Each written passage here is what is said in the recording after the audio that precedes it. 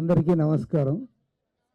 ఇవాళ ఈ ఎగ్జిబిషన్ ఇంత ఆహ్లాదకరమైన వాతావరణంలో ఒక మంచి ఈ స్టేడియంలో ఏర్పాటు చేసిన నిర్వాహకులందరినీ కూడా మనస్ఫూర్తిగా అభినందిస్తున్నాను. నేను వారిని అడిగా, మన ఇక్కడ స్టేడియం పోయినసారి ఇవ్వలేదు కదా, ఈసారి ఎట్లా ఇచ్చారు అని అడిగా. ఎందుకంటే పోయినసారి అక్కడెక్కడో మూలకి ప్రజలకు అందుబాటులో కానీ లేదా సౌకర్యాలు లేని చోట పెట్టారు. అప్పుడు ఈసారి స్టేడియం రావడానికి ప్రధాన కారకుడు మనమందరం కూడా మనస్ఫూర్తిగా అభినందించాలి, మన రాష్ట్ర ఉప ముఖ్యమంత్రి పవన్ కళ్యాణ్ గారని తెలిసింది. మేము మామూలుగా కమ్యూనిస్టులు వీళ్ళని అధికారంలో ఉన్న వాళ్ళు విమర్శిస్తూ ఉంటాం, కానీ మంచి పనులు చేసినప్పుడన్నా వాళ్ళు అభినందించాలి. నిజంగా పవన్ కళ్యాణ్ గారు లేకపోతే నేను కూడా గ్యారంటీ చెప్పగలను, ఈ స్టేడియం మాత్రం మీకు ఇచ్చిండేవాళ్ళు కాదు. కాబట్టి ఏమంటే ఆయన్ని మనస్ఫూర్తిగా అభినందిస్తూ, మరి ఇది ఒక మంచి కార్యక్రమం. ఎందుకంటే పుస్తకం హస్తభూషణం అని చెప్పారు, కానీ కొంతమంది తెలియక అంటా ఉన్నారు. ఈ డిజిటల్ యుగం వచ్చింది, అందరి చేతుల్లో సెల్ ఫోన్లు ఉన్నాయి, సోషల్ మీడియా పైన ఆధారపడుతున్నారు, కాబట్టి పుస్తకానికి అంత ఉండదని అంటూ ఉంటారు. కానీ అది కరెక్ట్ కాదు. కానీ అదొక తప్పుడు ప్రచారం కూడా జరుగుతుంది. నేను ఇవాళ ఉదయం కూడా మా ఇంటికి 5 పేపర్లు వస్తాయి అని ఆ పేపర్లు అన్ని చెప్తే, న్యూస్ పేపర్లు 5 పేపర్లు ఎందుకు, సెల్ ఫోన్లోనే ఉంటాయి కదా అన్నారు.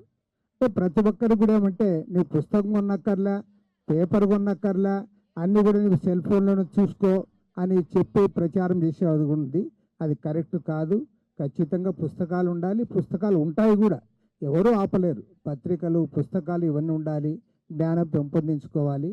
అది పిల్లలే కాదు, పెద్దలు కూడా చదవాలి.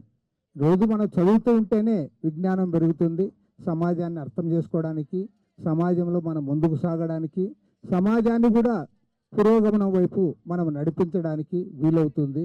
అందుకోసం మన విజయవాడలో నిజంగా విజయవాడ బుక్ ఫెస్టివల్ చూసినప్పుడల్లా అనిపిస్తుంటుంది నాకు, నిజంగా ఇది ఎంత బాగా ఉంది. ఇది ఒక్క విజయవాడలోనే కాకుండా అన్ని జిల్లా హెడ్ క్వార్టర్స్లో కూడా ఇలాంటి కార్యక్రమాలు పెడితే బాగుంటుందని.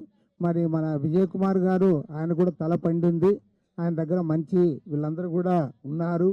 మరి అందరి సహకారం తీసుకొని విజయ్ కుమార్ గారు ప్రభుత్వం యొక్క సహకారం కూడా, ఎందుకు చెప్తున్నారంటే ఏ గవర్నమెంట్ ఉన్నా విజయ్ కుమార్ గారికి మాత్రం అందులో ఉంటారు, ఆయనకు బాగుంటుంది. కాబట్టి ఇప్పుడున్న ప్రభుత్వంలో ముఖ్యమంత్రి గారు, ఉప ముఖ్యమంత్రి గారు అందరూ కూడా కలిసి అన్ని జిల్లా కేంద్రాల్లో కూడా ఇలాంటి బుక్ ఎగ్జిబిషన్లు ఏర్పాటు చేస్తే చాలా ఉపయోగకరంగా ఉంటుంది. ఆ రకంగా ఆయన కృషి చేయాలని చెప్పి నేను కోరుతూ, మరి మంత్రి దుర్గేష్ గారు ఆయన కూడా మంచి వర్కరే. ఆయన అంతకుముందు ఎమ్మెల్సీగా కూడా పనిచేశారు, తర్వాత అప్పట్లో పోరాటాల్లో కూడా ఉన్నాడు. కాబట్టి ఇప్పుడు మంత్రి అయినా కూడా అవన్నీ మర్చిపోలేదు, కాబట్టే ఇప్పుడు కూడా మనతో పాటు నడిచాడు. వారిని కూడా మనస్ఫూర్తిగా అభినందిస్తూ, మరి ఈ సందర్భంగా ప్రత్యేకంగా అభినందించాల్సిన వ్యక్తులు 2 వేదిక పైన ఉన్నారు. అందులో ఒకరు పెనుగొండ లక్ష్మీనారాయణ గారు.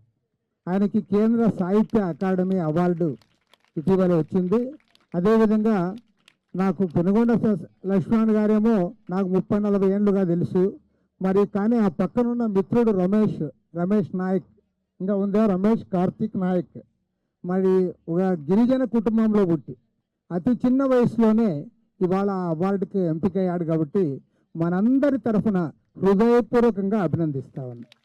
అతి చిన్న వయసులో ఒక ట్రైబల్ ఏరియాలో ఆయన ఉండి అక్కడి నుంచి చదువుకొని ఇవాళ ఈ స్థాయికి గుర్తింపబడ్డాడంటే ఆయన్ని కూడా మనస్ఫూర్తిగా అభినందిస్తూ, వేదికనున్న పెద్దలు, అదేవిధంగా ఇక్కడ పాల్గొంటున్న అనేక మంది మిత్రులు, అందరికంటే ముఖ్యంగా మన విద్యార్థులు, వారికి కూడా అభినందనలు తెలియజేస్తూ సెలవు తీసుకుంటున్నాను.